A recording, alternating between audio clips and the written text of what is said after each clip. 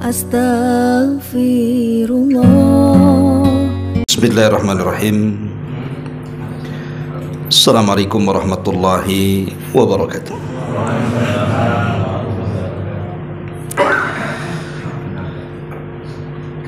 Alhamdulillahi rabbil alamin. Wassalatu wassalamu ala ashrafil anbiya'i wal mursalin Sayyidina Muhammadin wa ala alihi wa sahbihi ajmain, amma ba'du. Kita lanjutkan kajian kita, masih membahas tafsir dari surah Abasa,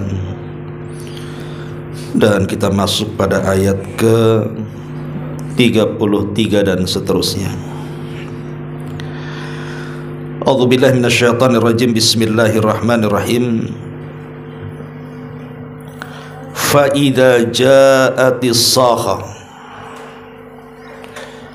maka apabila datang suara yang mengguntur dari tiupan sangkakala, yauma yafirrul mar'u min akhi, pada hari itu manusia lari dari saudaranya, wa ummihi wa abi, dan dari ibu dan bapaknya, wa sahibatihi wa bani, dan dari istri serta anak-anaknya. Likulli imri'in minhum yawma idzin sya'nun yughni, setiap orang dari mereka pada hari itu mempunyai urusan yang menyibukkan masing-masing. Wujuhu yawma idzin musfirah, pada hari itu ada wajah-wajah yang berseri-seri. Dhahikatum mustabsyirah, tertawa lagi riang gembira. Wa wujuhu yawma idzin 'alaiha ghabarah, dan pada hari itu pula ada wajah-wajah yang tertutup debu. Tarhaquha qatarah, tertutup oleh kegelapan. Ulaika humul kafaratul fajarah, mereka itulah orang-orang kafir yang durhaka kepada Allah subhanahu wa ta'ala. Ma'asyiral muslimin wal muslimat yang dimuliakan Allah subhanahu wa ta'ala, ayat ini menceritakan kepada kita tentang kengerian hari kiamat,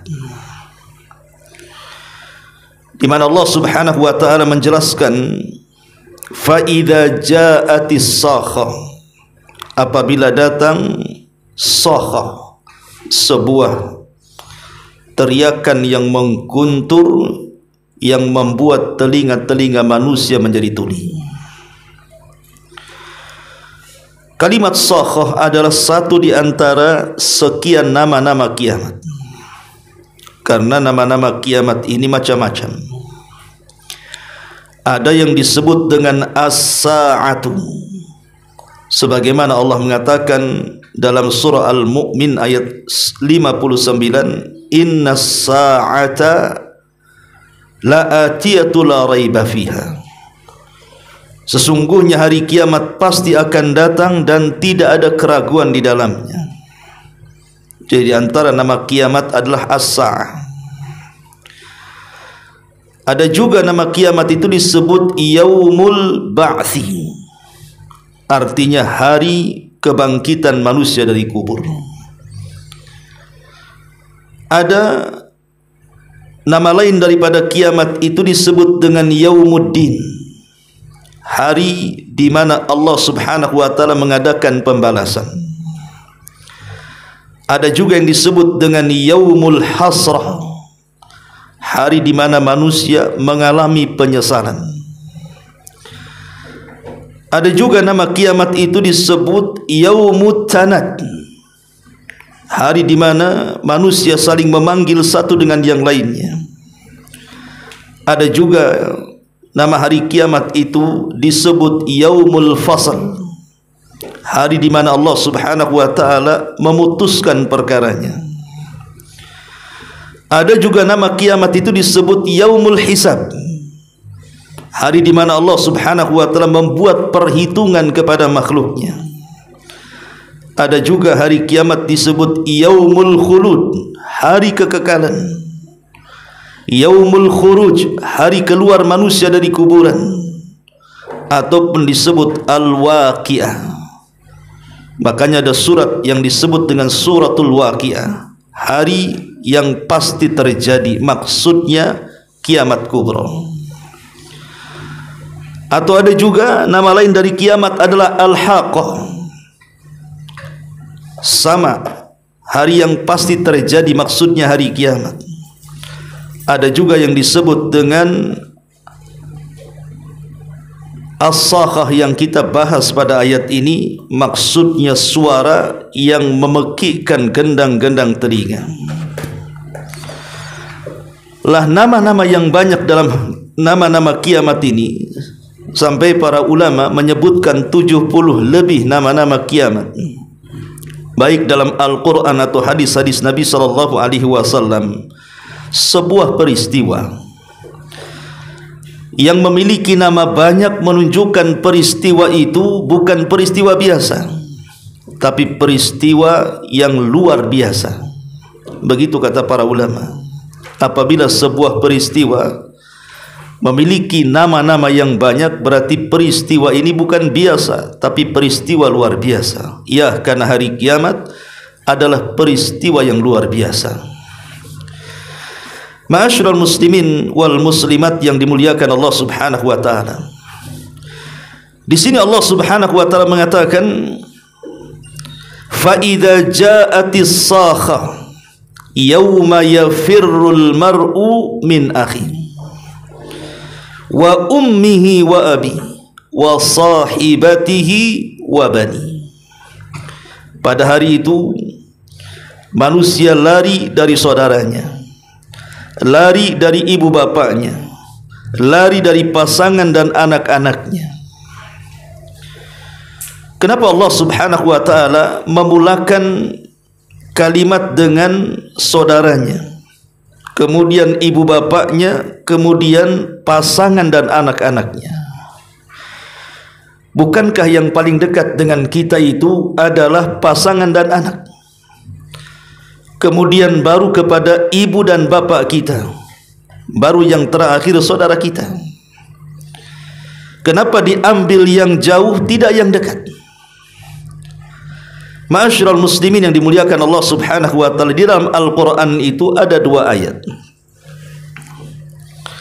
Pertama, surah Al-Ma'arij ayat 11 sampai 14, di mana Allah Subhanahu wa taala berfirman, yawaddul mujrimu law yaftadi min adzabi yawma idzin bibani wa sahibatihi wa akhi wa fasilatihi allati tuwi wa man fil ardi jami'an thumma yunji.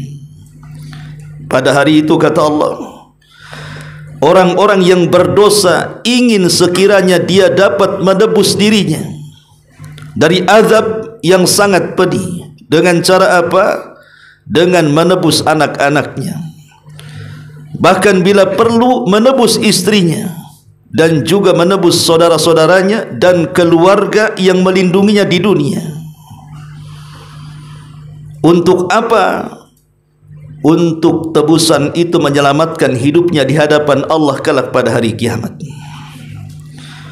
Tapi dalam surah Abasa ayat 34 sampai 37 ini, yauma yafirrul mar'u min akhi wa ummihi wa abi wa sahibatihi wa banih likulli imri'in minhum yauma idzin sa'nu yughni.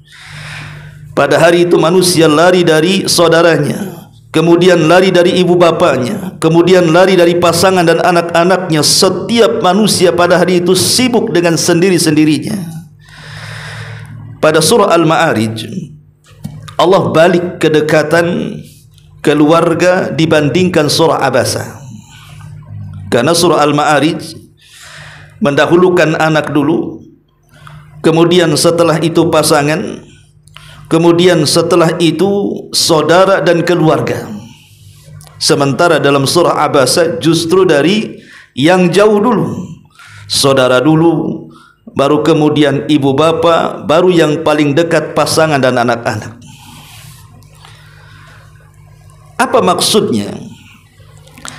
Adapun dalam surah Al-Ma'arij, kita tahu bahwa posisi manusia pada hari kiamat, mereka tidak akan mampu menolong diri-diri mereka kecuali amalan yang dibawanya di dunia ke akhirat.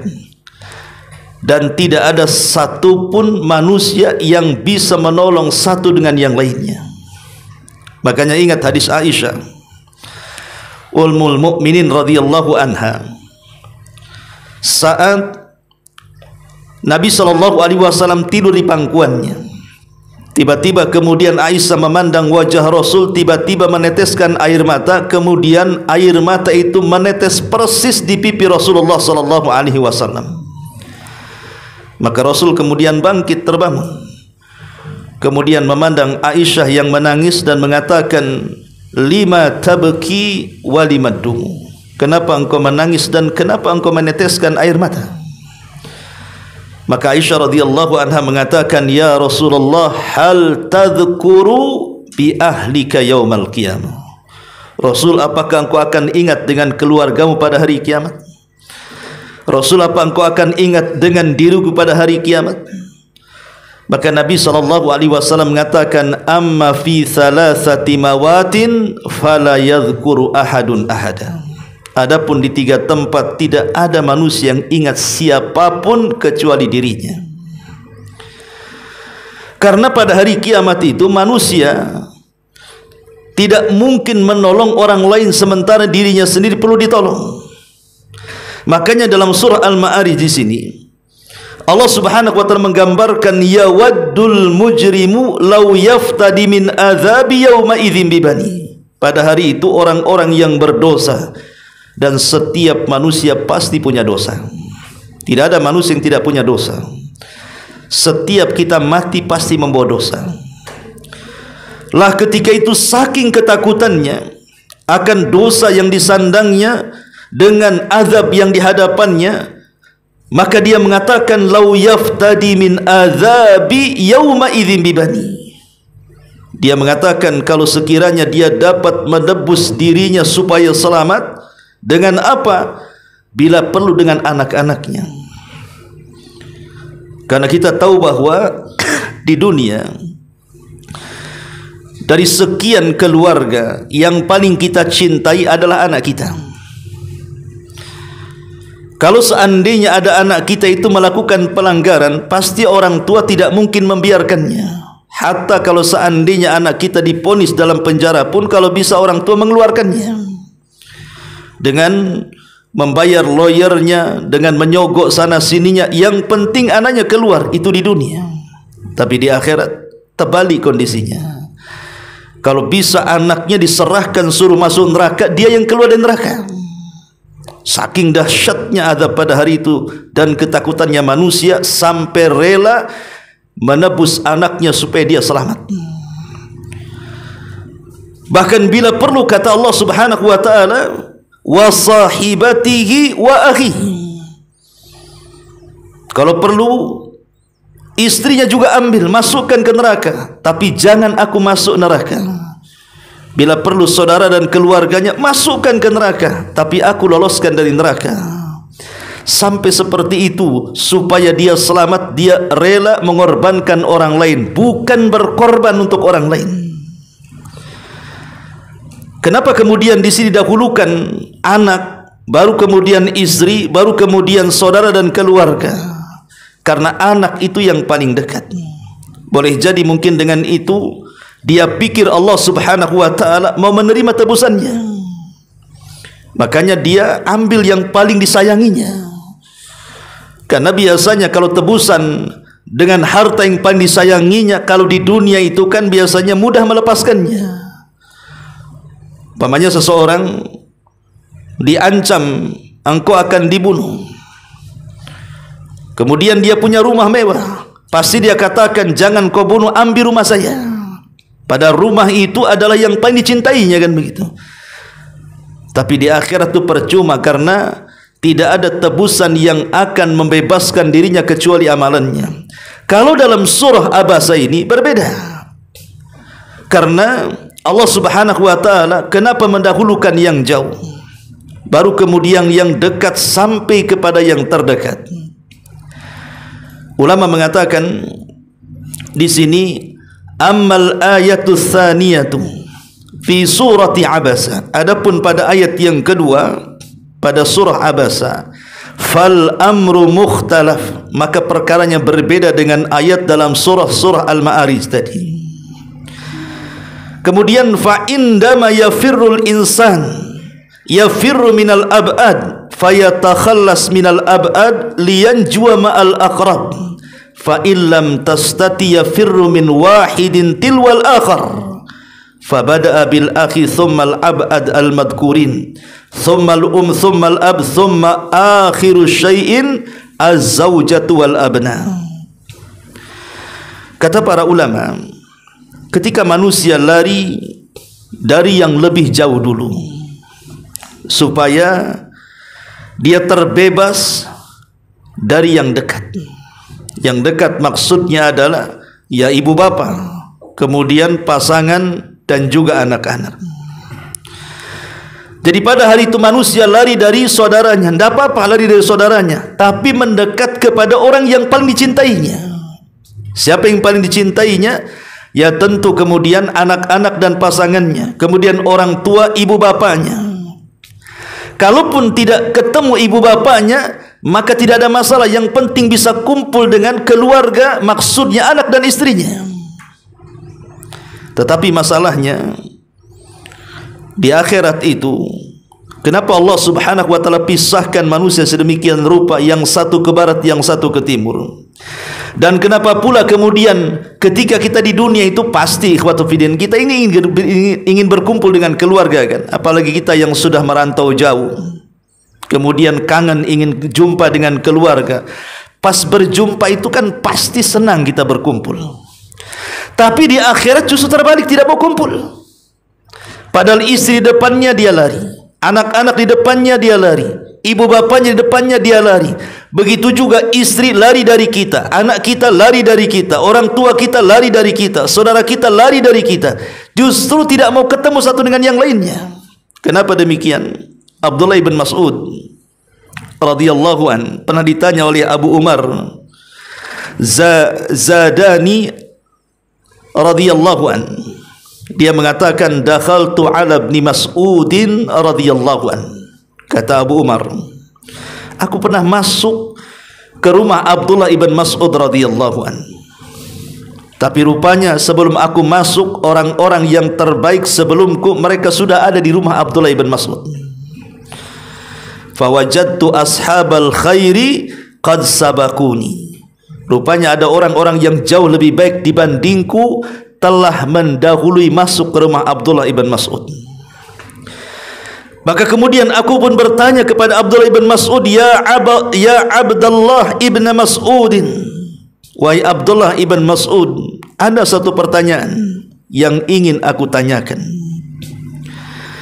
Kenapa kemudian orang-orang pada hari kiamat itu lari satu dengan yang lainnya? Lari dari saudaranya, lari dari ibu bapanya, lari dari pasangan dan anak-anaknya. Kenapa dengan mereka? Maka Abdullah ibn Mas'ud radhiyallahu an mengatakan, yu'khadu biyadil abdi yaumal qiyamah. Nanti pada hari kiamat seseorang akan dipanggil di hadapan Allah Subhanahu wa taala. Fayunsabu ala ru'usil awwalina wal akhirin. Kemudian akan berdirikan di hadapan manusia dari mula-mula orang hidup sampai yang akhir orang mati. Artinya semua manusia akan hidup di padang mahsyar itu. Thumma yunadi mudadin. Kemudian datanglah penyeru yang akan menyeru. Hadza fulan ibnu fulan. Man kana lahu haqqun falyati ila haqqihi. Maka penyeru mengatakan, ini di sampingku ada fulan ibnu fulan. Maka barang siapa yang punya hutang hak yang belum ditunaikan di dunia, kemari datang kepada orang ini. Kemudian kata Abdullah ibn Mas'ud, fatafrahul mar'atu an yadura laha haqqun ala abiha. Maka datanglah seorang wanita dengan sangat bahagianya. Kemudian dia datang karena kebetulan yang di samping penyeru itu adalah ayahnya ataupun suaminya ataupun saudaranya ataupun boleh juga anak laki-lakinya. Kemudian wanita ini datang kepada laki-laki yang berada di samping penyeru itu, kemudian meminta kepada Allah, ya Rabb, aku memiliki hak kepada orang ini, dia punya hutang kepadaku.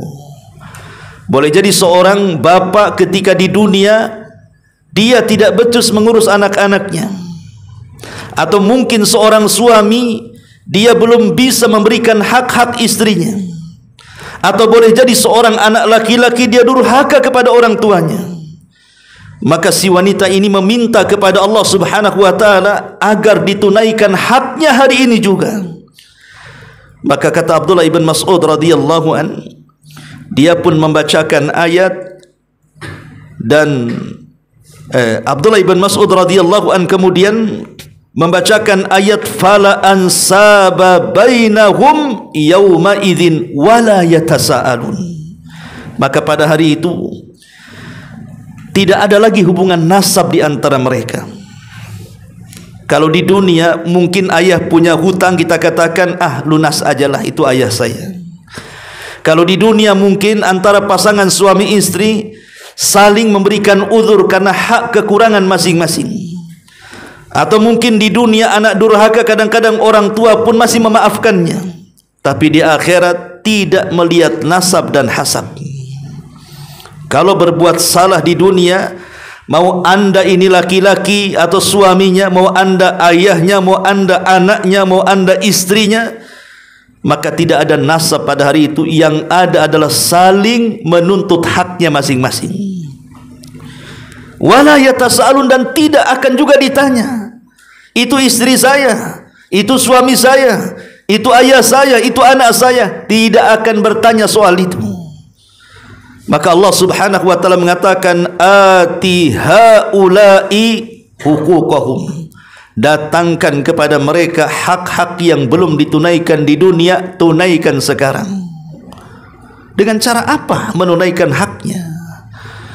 Maka Allah Subhanahu wa taala berfirman kepada para malaikat, kata Abdullah ibn Mas'ud, khudhu min hasanatihi fa'utu kulla insanin biqadri talabatihi. Ambillah dari kebaikan-kebaikannya, berikan setiap manusia sesuai dengan tuntutannya. Jadi kalau dia pun orang tua, maka akan diserahkan pahala orang tua kepada anaknya.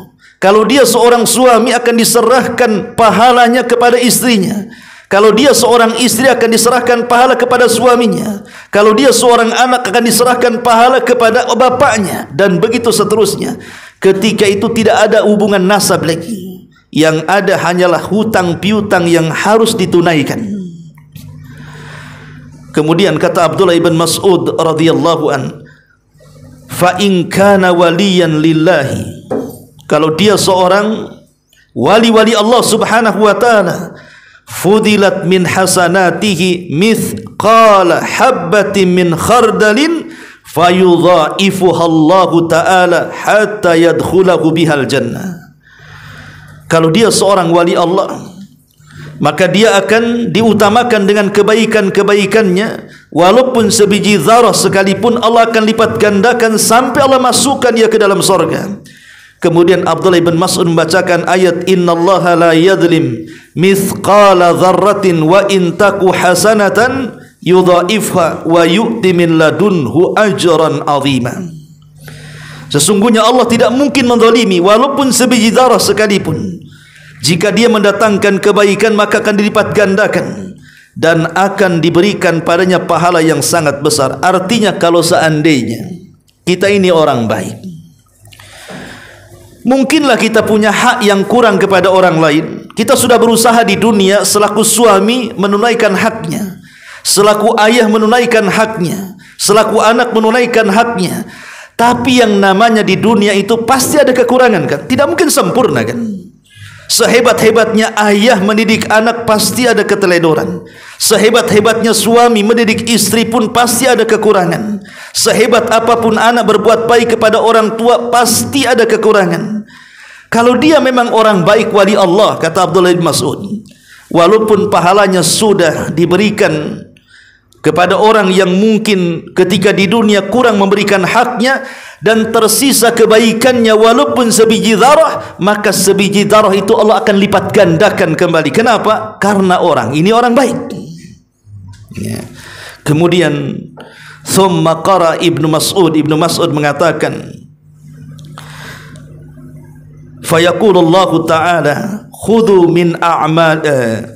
Kemudian wa in kana syakiyan, kalau seandainya orang ini orang jahat, kata Abdullah bin Mas'ud, qalatil malaikah, maka malaikat akan berkata, faniyat hasanatuhu wa baqiyat talibuna.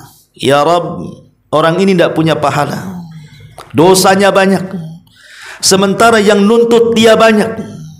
Boleh jadi dia orang tua yang durhaka kepada anaknya, boleh jadi mungkin suami yang tidak menunaikan haknya atau sebaliknya, atau mungkin anak yang durhaka kepada orang tuanya, dia mati tidak bawa pahala, yang nuntut banyak.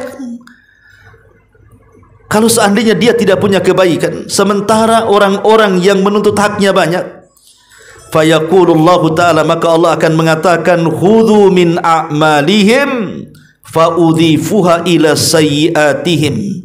Kalau begitu, ambil dosa-dosanya, lipat gandakan kepada dia dan masukkan dia ke neraka. Inilah yang menyebabkan kenapa pada hari kiamat itu Allah katakan, yauma yafirrul mar'u min akhi wa ummihi wa abi wa sahibatihi wa banih likulli imri'im minhum yauma idzin sya'nun yughni. Di mana orang lari dari saudaranya karena takut dituntut haknya, lari dari ibu bapaknya, dan ibu bapaknya juga lari dari dia karena takut dituntut haknya, ataupun mungkin lari dari istri dan juga anaknya karena takut dituntut haknya. Itulah kenapa mereka tidak mau saling ketemu. Itulah ngerinya kelak pada hari kiamat, bagaimana Allah Subhanahu wa taala gambarkan di dalam ayat ini. Karena nanti pada hari kiamat, ma'asyiral muslimin wal muslimat rahimakumullah, nasab itu sudah tidak berguna lagi. Nasab itu sudah tidak ada guna lagi. Allah Subhanahu wa taala berfirman dalam surah Al-Mu'minun ayat 101, fala ansaba bainahum yauma idzin wala yatasaalun. Tidak ada lagi hubungan nasab di antara mereka dan mereka tidak akan saling tanya. Bahkan disebutkan dalam hadis Nabi yang dikeluarkan Imam Bukhari tentang pertemuan Nabi Ibrahim dengan ayahnya.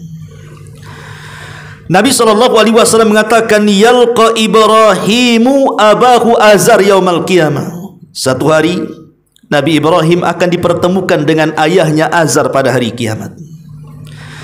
Wa ala wajhihi Azara qataratun wa ghabara. Sementara di wajah ayahnya Ibrahim Azar itu dipenuhi dengan noda-noda hitam dan penuh dengan debu. Fayaqulu lahu Ibrahim, maka Ibrahim berkata kepada ayahnya, alam aqul laka la ta'sini. Wahai ayahku, dahulu di dunia aku sudah katakan kepadamu, engkau jangan ingkar denganku. Kenapa kau tidak ikut? Aku sudah katakan aku nabi, aku rasul. Kenapa kau bermaksiat kepadaku? Fayaqulu abuh, maka bapaknya mengatakan, fal yauma la a'sika ya Ibrahim.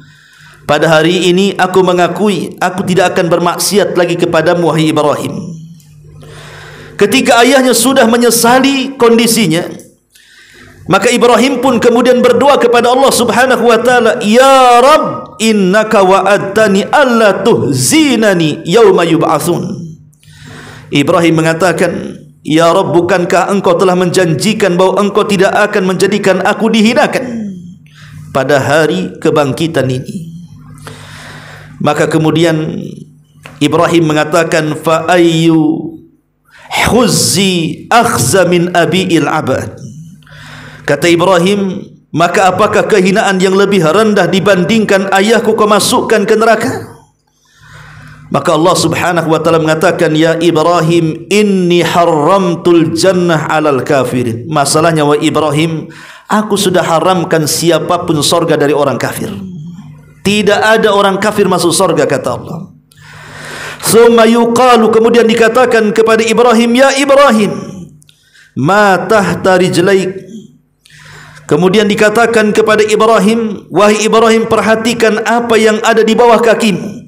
Fayangdur, maka dia pun melihat ke bawah kakinya. Fa idza huwa bidhihin mutalattakhin fayukhadhu bikawamihi fayulqa fin nari. Lalu Ibrahim pun melihat ke bawah kakinya, ternyata ada seekor haina yang kotor berlumpur, lalu diseret dengan ikatan pada kakinya, lalu dilemparkan ke dalam api neraka. Hadis ini menunjukkan, ikhwatu fiddin, muliakan Allah Azza wa Jalla, kalau sekelas Ibrahim yang merupakan Khalilur Rahman, kekasih Allah subhanahu wa ta'ala, Abul Anbiya, bapaknya para nabi, dialah yang membangun Ka'bah, bahkan dia adalah nabi yang paling masyhur dari nabi-nabi ulul azmi minar rusul. Dia tidak sanggup menolong ayahnya, kan? Dia tidak sanggup menolong ayahnya loh. Kalau sekelas Ibrahim tidak sanggup menolong ayahnya, macam mana pula dengan kita, gitu maksudnya. Ketika seseorang lari dari saudaranya, lari dari ibu bapaknya, lari dari anak istrinya, karena itu mustahil mereka bisa menolong kita, sebagaimana kita pun mustahil menolong mereka. Karena sekelas Ibrahim saja tidak bisa menolong ayahnya. Begitulah dahsyatnya, kata Allah subhanahu wa ta'ala, pada hari ketika datang sakhah, tiupan sangkakala yang kedua, pada hari dibangkitkan manusia. Ma'asyiral muslimin wal muslimat rahimakumullah. Kemudian Allah subhanahu wa ta'ala berfirman, yauma idzin sya'nun yughni likulli imri'im minhum yauma idzin sya'nun yughni. Kenapa demikian? Karena pada hari itu adalah hari yang sangat dahsyat, manusia sibuk memikirkan diri-diri mereka. Satu hari, Aisyah radhiyallahu anha, yang diriwayatkan oleh Abdullah ibn Abbas radhiyallahu anhuma, Nabi mengatakan, yuhsyarun nas yaumal qiyamata khufatan uratan ghurlan buhman. Pada hari kiamat, kata Rasul, manusia akan dibangkitkan dalam kondisi khufatan, tidak menggunakan satu pun pakaian di badan, alias telanjang bulat. Uratan artinya telanjang bulat, kemudian khufatan tanpa beralas kaki, kemudian ghurlan tidak dihitan, artinya daging yang pernah dipotong sewaktu kita masih anak-anak akan dikembalikan kepada kemaluannya, kembali tidak dikhitan. Buhman itu artinya tidak membawa harta di badan. Kemudian Aisyah ummul mukminin radhiyallahu anha mengatakan, ya Rasulullah, ayara ba'duna aurata ba'din. Rasul, apakah nanti pada hari kiamat kalau kita dibangkitkan telanjang, kembali tidak dikhitan, tidak beralaskan kaki, dan tidak membawa harta di badan, macam mana kami wanita yang auratnya tampak? Apakah manusia akan memandang aurat yang lainnya? Kalau di dunia orang telanjang semuanya, pasti akan memperhatikan satu dengan yang lainnya. Itu yang ada di pikiran Ummul Mukminin Aisyah radhiyallahu anha. Macam mana kami kaum perempuan? Karena kita tahu Aisyah itu adalah manusia yang paling tinggi rasa malunya. Makanya dia mengatakan, ya Rasul, bagaimana dengan aurat-aurat kami? Apakah nanti manusia akan memandang aurat yang lainnya? Maka Nabi SAW membacakan ayat ini, likulli imri'im minhum yauma idzin sya'nun yughni. Wahai Aisyah, Allah sudah mengatakan setiap manusia pada hari itu sibuk dengan urusannya masing-masing. Tidak sempat mereka memandang orang lain, tidak sempat mereka memperhatikan orang lain. Yang mereka perhatikan diri mereka sendiri, macam mana dia bisa selamat, gitu maksudnya. Lihat bagaimana dahsyatnya Allah gambarkan dalam Al-Quran tentang kondisi hari kebangkitan. Kemudian Allah subhanahu wa ta'ala mengatakan di sini, wujuhu yawma idzin musfirah. dhahikatun mustabsyirah wa wujuhu yawma idzin 'alaiha ghabarah tarhaquha qatarah ulaika humul kafaratul fajarah. Allah katakan di sini, pada hari itu ada wajah-wajah yang berseri-seri, tertawa dan riang gembira. Pada hari itu pula ada wajah-wajah yang tertutup dengan debu dan suram, tertutup oleh kegelapan maksiatnya. Mereka itulah orang kafir dan durhaka. Ma'asyiral muslimin wal muslimat rahimani wa rahimakumullah. Di dalam Al-Quran ada beberapa ayat yang menceritakan tentang kondisi wajah-wajah orang-orang yang beriman dan wajah-wajah orang kafir.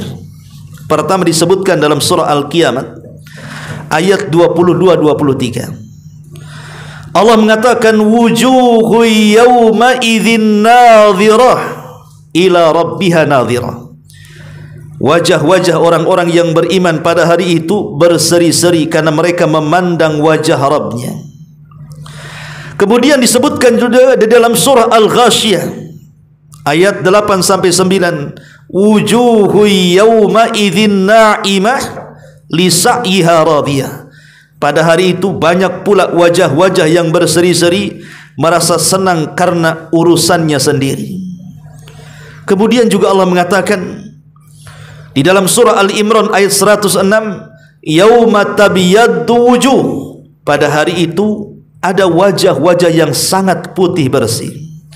Dan dalam surah Abasa yang kita kaji, wujuhu yauma idzim musfirah dhahikatum mustabsirah, pada hari itu ada wajah-wajah yang berseri-seri, tertawa lagi riang gembira. Ini gambaran wajah orang-orang yang beriman. Tapi lihat wajah gambaran orang-orang yang kafir dan bersedih. Allah mengatakan dalam surah Al-Qiyamah ayat 24-25-nya, wujuhu yawma idzin basirah tadhunnu an yuf'ala biha faqirah. Dan wajah-wajah orang-orang kafir yang bersedih itu pada hari itu muram durja. Mereka yakin bahwa akan ditimpakan kepada mereka malapetaka yang dahsyat. Kemudian juga Allah Subhanahu wa taala katakan dalam surah Al-Ghasyiyah ayat 2-3, wujuhu yawma idzin khashi'ah amilatun nasibah. Pada hari itu banyak wajah-wajah tertunduk hina karena bekerja keras, lagi kepayahan, tapi ujung-ujungnya masuk neraka. Dan Allah katakan dalam surah Al-Imran ayat 106-nya, wa taswaddu wujuh, pada hari itu ada wajah-wajah yang hitam muram. Dan di sini dalam surah Abasa Allah katakan wujuhu yawma idzin 'alaiha ghabarah tarhaquha qatarah. Pada hari itu ada pula wajah-wajah yang tertutup dengan debu, tertutup oleh kegelapan, ditimpa kehinaan dan kesusahan. Begitulah Allah Subhanahu wa taala bedakan antara orang-orang yang akan mendapatkan kebahagiaan dari orang-orang yang beriman, dan juga wajah orang-orang kafir yang akan mendapatkan kesedihan dan siksaan. Di sini Allah Subhanahu wa taala mengatakan wujuhu yawma idzim musfirah. Pada hari itu ada wajah-wajah yang musfirah. Para ulama tafsir mengatakan wujuhu yawma idzim musfirah dhahikatun mustabsyirah, ay yakunun nas hunalika fariqaini. Maksudnya pada hari kiamat manusia akan terbagi menjadi dua kelompok. Masruratun farihatun min sururi qulubihim qad zaharal bishru ala wujuhihim wa haula'i ahlul jannah. Kelompok yang pertama adalah kelompok yang dipenuhi dengan perasaan riang gembira yang terpancar dalam hati-hati mereka, kemudian tampak dalam wajah-wajah mereka. Karena ikhwatu fiddin, kalau hati senang pasti juga akan berpengaruh kepada wajahnya. Orang kalau hati senang, lihat wajahnya, ada yang siul-siulan kan, ya, lagi senang tuh katanya, sial-siul aja kan itu. Tapi kalau hati sumpek, lihat wajahnya saja untuk senyum itu susah kan, merengut saja, lagi susah tuh katanya, kasih banyak utangnya. Masih lagi masalah dengan istrinya itu katanya. Jadi di dunia saja kita bisa menampakkan ataupun tampak pada orang lain dan kita bisa menilainya. Oh, si fulan itu lagi senang, nampak dari wajahnya. Oh, si fulan lagi susah, nampak dari wajahnya. Ya, karena wajah itu cerminan hati manusia. Wajah itu cerminan dari hati manusia. Kalau hatinya senang, nampak dalam wajahnya. Lah begitu juga pada hari kiamat. Ketika orang-orang yang memang hatinya disenangkan oleh Allah Subhanahu wa taala terpancar dalam wajahnya, berseri-seri, riang gembira, tertawa-tawa. Merekalah, kata para ulama, wa haula'i ahlul jannah. Merekalah orang-orang yang akan masuk ke dalam surga. Tetapi ada wajah-wajah yang kedua. Wajah-wajah yang gabarah, tarhaquha qatarah. Maksud qatarah artinya saudaun mudlim, wajah yang sangat gelap gulita.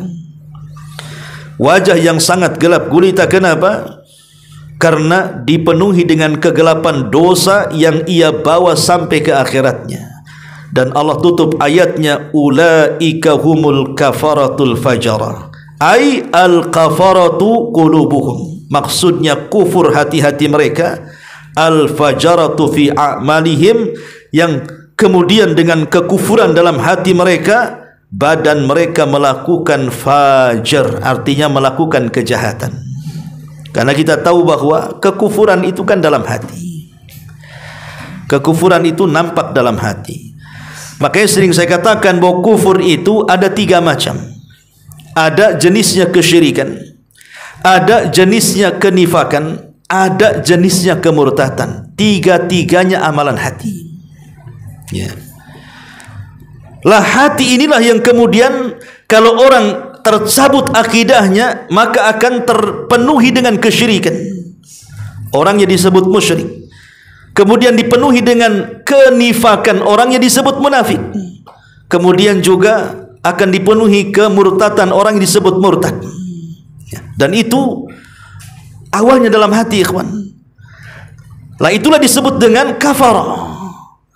Kalau kemudian kekufuran, kemunafikan, kemurtatan itu sudah ada dalam hati, kemudian dia tampakkan lewat perbuatan, boleh jadi yang murtad dia jelas-jelas ngomong saya pindah agama, itu sudah fajir itu.